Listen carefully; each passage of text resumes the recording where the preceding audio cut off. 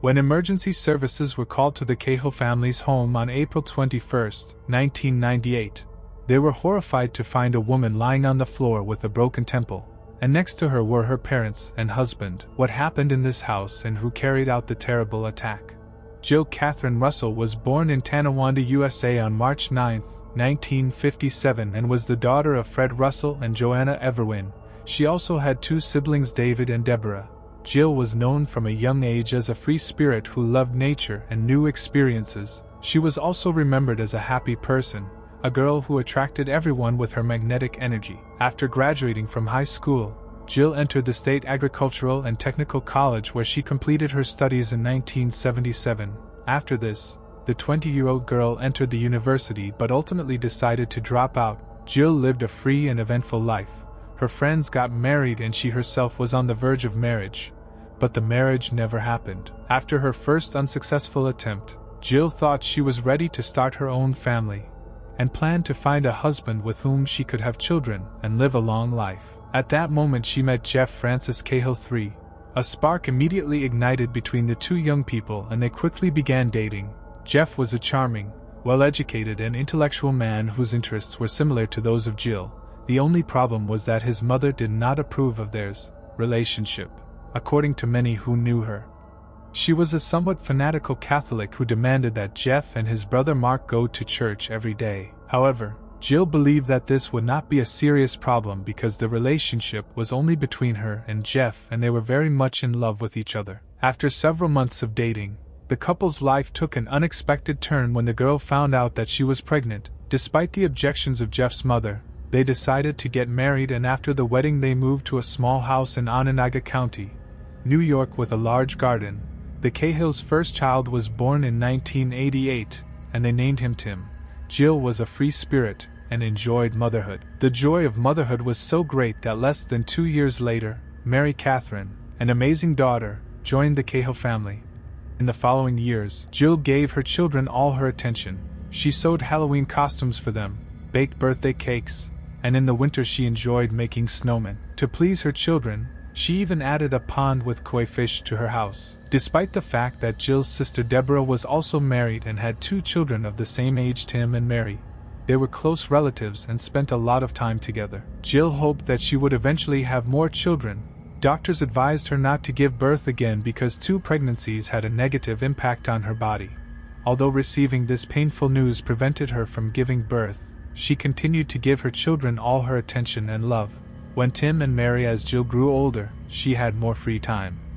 So she continued her favorite pastime, gardening and landscaping, using her talent and good taste. She cleaned her dirty house, which was not in the best condition. Everyone who visited the Cahil family praised the decoration of the house. But the main attraction was undoubtedly the garden filled with exquisite plants and flowers. Soon other people began to approach the woman with a request to clean up their gardens, so she opened her own landscaping company called Flower Fairies that she ran from her home. The business quickly gained popularity and made Jill the main breadwinner for the family. Jeff was a laborer, but his salary was meager as he worked part-time. Jill soon realized how tiring and stressful it was to raise a family and take care of children. Her husband seemed unwilling to help her around the house. The family was also experiencing financial difficulties, so without Jeff's support, Jill was unable to cope with the situation at home. When things went south between the couple and he started yelling at Jill more and more, the exhausted and disillusioned girl who expected to spend her days with him began to think about divorce. Jill made the decision to file for divorce when she met another man who showed interest in her and treated her with respect. She also received support from her friends and family. But when Jill filed for divorce, she was concerned about how the divorce might affect her children. When she told this news to Jeff, he promised her that he would do everything possible to change. But the woman knew that their relationship was already doomed. Jeff and Jill filed for divorce in the early 90s but remained together in the same house as the girl saved money to return to her hometown with the children. During this difficult time, Jeff often showed his disgusting behavior. Although he refrained from using physical force on Jill, he constantly shouted at her and swore at her. When the girl visited the family in April, she told her sister that she was worried about the behavior of her ex-husband and even joked that if Jeff kills her, then her sister will be able to take all her things. But none of them then realized that this would be a terrifying omen. On April 21, 1998, a few days after this visit, Jeff and Jill began having serious arguments. Even though it was dark and the children were in their room, they couldn't help but hear their parents' screams. Then in the blink of an eye, Jeff grabbed his son's aluminum baseball bat and began brutally beating Jill as the terrified 9- and 10-year-olds came to the sound of the screams to investigate. Jill begged them to call the police because their father was trying to kill her, but Jeff told them to go back. The man repeatedly beat the mother of his children, stopping only when she lost consciousness. After some time, Jill was already lying beaten and bloody on the floor. Instead of calling the ambulance service, he called her parents and a family friend who was a doctor. Jill's relatives arrived at the scene and were shocked and immediately called 911.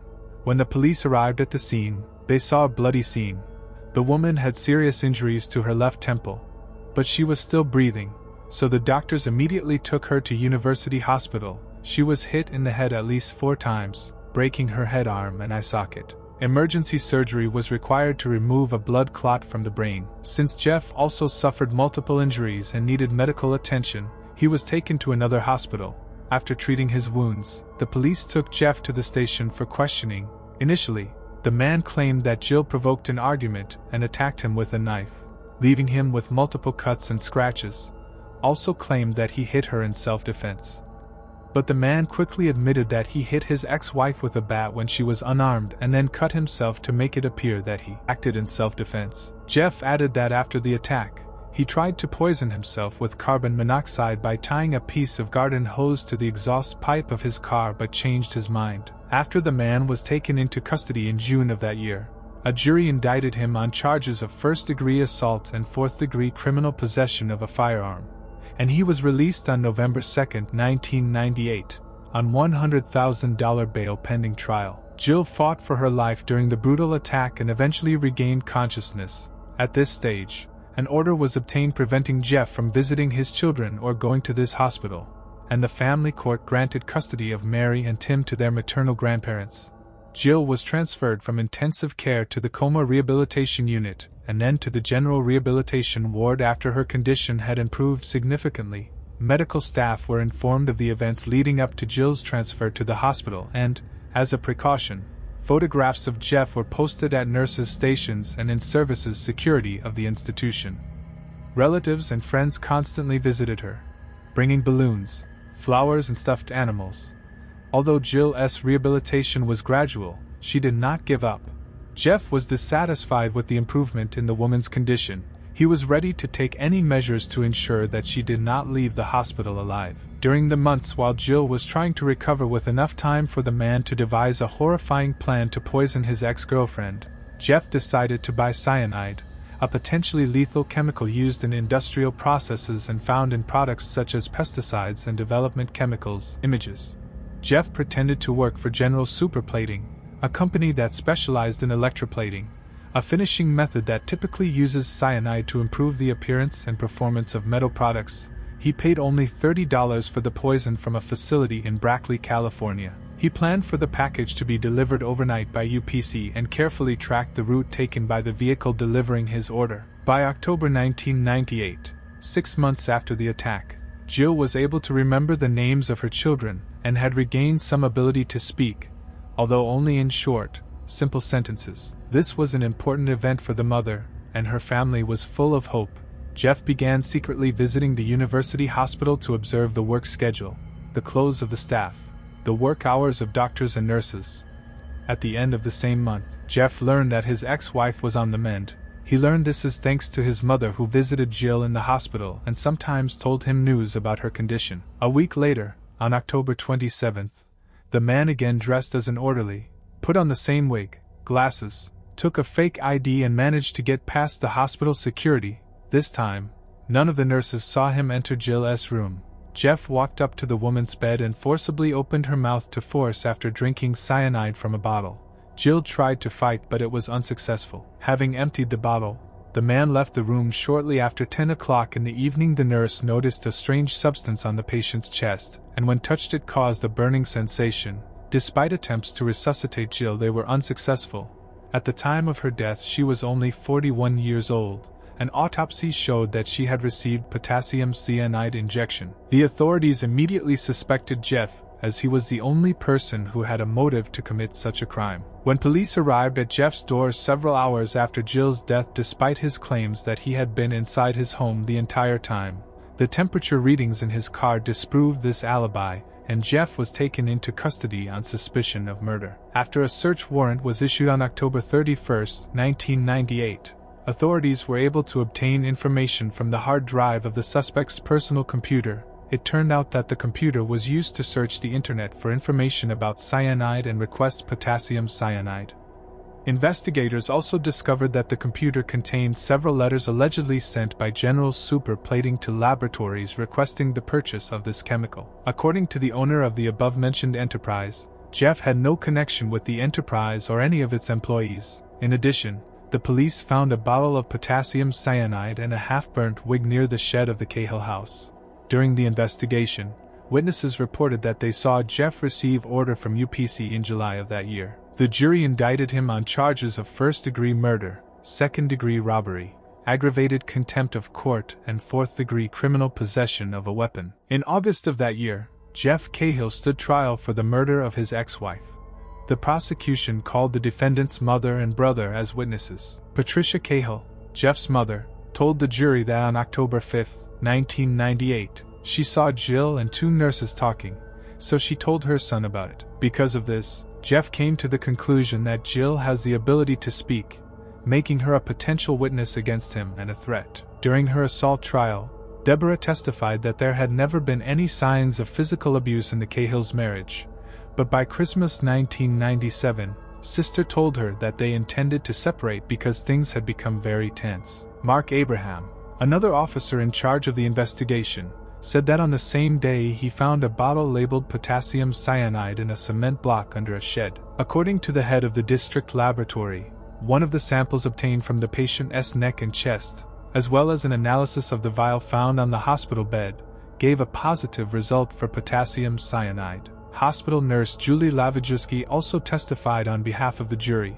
She stated that Jill had no pulse and stopped breathing 2 to 3 minutes after she was found gasping for air in her room at the medical center on October 27.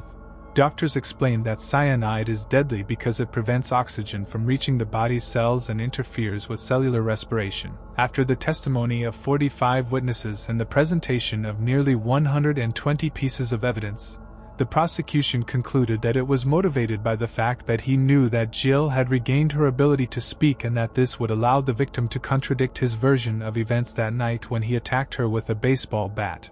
In mid-August in 1999, a jury convicted Jeff. The judge sentenced Jeff to life in prison with a minimum term of 25 years for second-degree murder and 12.5 to 25 years for assault with a baseball bat. In 2007, the man appealed his sentence and stated that he was eligible for parole, but this appeal was rejected. Friends, write your opinion in the comments, and also subscribe to the channel and watch my other videos. Thank you all.